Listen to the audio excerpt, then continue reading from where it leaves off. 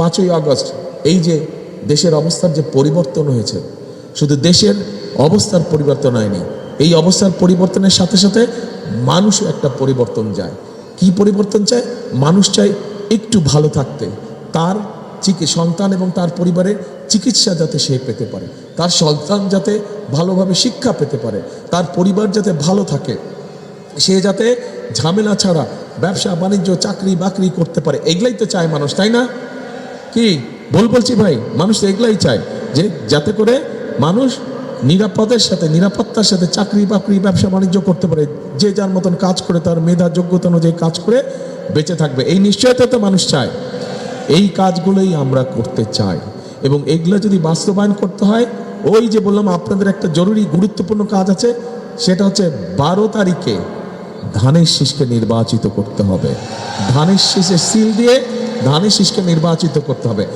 আপনারা যদি ধানের শীষকে নির্বাচিত করেন ইনশাল্লাহ, তাহলে যেই পরিকল্পনাগুলো আমরা বললাম আপনাদের সামনে, যেই কথাগুলো আপনাদের সামনে বললাম, এই কাজগুলো আমরা বাস্তবায়ন করতে পারবো। এই যে একটু আগে বললাম, চিন্তা করে দেখেন, পত্রিকা খুলে দেখেন, সবার হাতে তো ফোন আছে, ফোনের মধ্যে নিউজ আসে, ফোনের মধ্যে মোবাইলের মধ্যে খবর পড়েন না?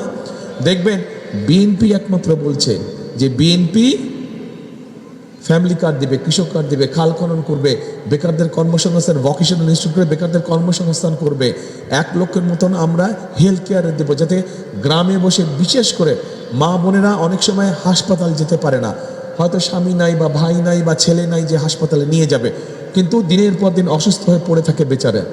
বাচ্চাদেরও এই অবস্থা, মা বোনদের অনেক সময় এই সমস্যা হয় না? একজন পুরুষ ছাড়া যেতে পারে না হসপিটালে অনেক সময়। কিন্তু আমরা চাই মা বোন এবং শিশুরা যাতে ঘরে বসে ছোটোখাটো অসুখের চিকিৎসা যাতে পেতে পারে, সেই ব্যবস্থা আমরা করতে চাই, সেই ব্যবস্থা আমরা করতে চাই। তো এই সবগুলো কাজকে করতে হলে কাকে জিতাতে হবে? কি ভাই, কাকে জিতাতে হবে? যদি এই কাজগুলো, ধানের শীষকে জিতাতে হবে।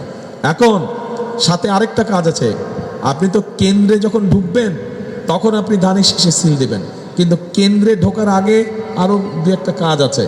কি সেই কাজ? এবার কিন্তু সকাল সকাল গেলে হবে না, এবার যেতে হবে ভোরবেলা।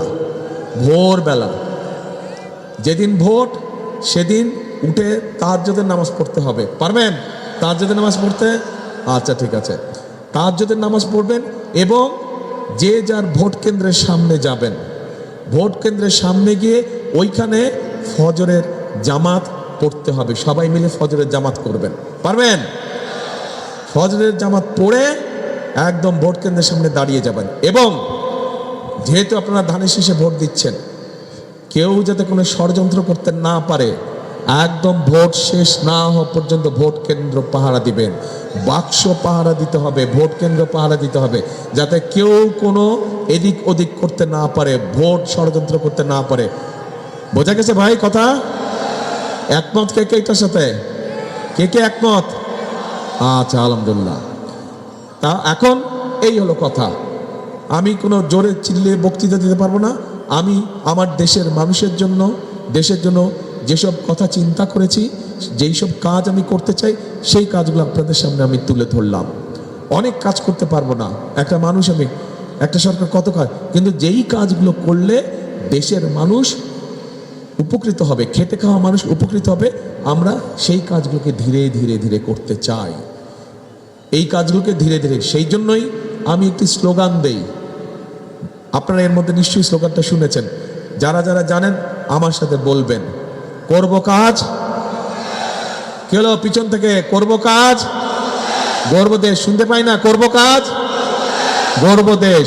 সবার আগে সবার আগে বাংলাদেশ। কাজেই এই বাংলাদেশ যদি ভালো থাকে, আমরা এখানে হাজারো লক্ষ মানুষ যারা উপস্থিত আছে, আমরা সবাই ভালো থাকবো। এই বাংলাদেশ যদি খারাপ থাকে তাহলে আমরাও খারাপ থাকবো। কাজেই বাংলাদেশকে যদি ভালো রাখতে হয় আমাদের সকলকে ঐক্যবদ্ধ হতে হবে। বাংলাদেশকে যদি ভালো রাখতে হয় তাহলে আমাদের সকলকে পরিশ্রম করতে হবে। বাংলাদেশকে যদি ভালো রাখতে হয় তাহলে আমাদেরকে অবশ্যই সত্যিকারভাবে যারা জনগণের প্রতিনিধি, সেই মানুষগুলোকে আমাদের নির্বাচিত করতে হবে, যাতে করে তারা আপনাদের জন্য কাজ করতে পারে। প্রিয় ভাই বোনেরা, মনে আছে তো বিএনপি সরকার গঠন করলে ইনশাল্লাহ খাল কাটা উদ্বোধন করার জন্য আমি কিন্তু আসবো। তখন কিন্তু এই মানুষগুলোকে দেখতে চাই আমি আমার সাথে খাল কাটতে। আজকে তাহলে এখানেই থাক, বাকি কথা যেদিন খাল কাটতে আসবো ইনশাল্লাহ সেদিন বলবো, ঠিক আছে? আল্লাহ হাফেজ। বাংলাদেশ জিন্দাবাদ, বাংলাদেশ জাতীয়তাবাদী দল জিন্দাবাদ। আসসালামু আলাইকুম। এই যে কামরুলের হাতে আমি ধানের শীষ দিয়ে গেলাম, এখন আপনাদের দায়িত্ব কামরুলকে দেখে রাখা, কামরুলকে দেখে রাখা আপনাদের দায়িত্ব। পারবেন তো? ইনশাল্লাহ, ইনশাল্লাহ।